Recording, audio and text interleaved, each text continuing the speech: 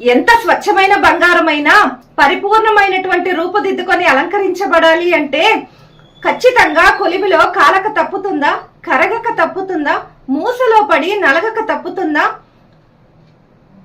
ఎన్నో దెబ్బలు తినకుండా తప్పుతుందా? అన్నిటినీ తట్టుకొని నిలబడి రూపుదిద్దుకొని అలంకారప్రాయం అవుతుంది. అలాగే మనిషి జీవితంలో కూడా కష్టాలు అనుభవించవలసి వస్తుంది.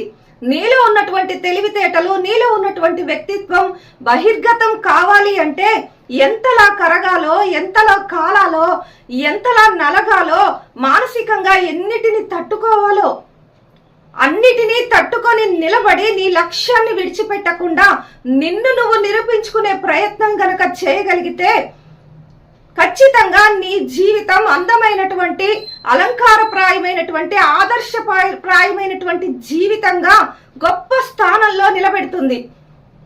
ప్రస్తుతానికి నీకు పరీక్షలు ఎదురవుతున్నాయా? నలగొట్టబడుతున్నావా? రగిలించబడుతున్నావా? దెబ్బలు తింటున్నావా? అయితే నువ్వు కొలిమిలో తీర్చబడుతున్నావని అర్థం. అందమైనటువంటి జీవితాన్ని రూపుదిద్దుకుంటున్నావని అర్థం.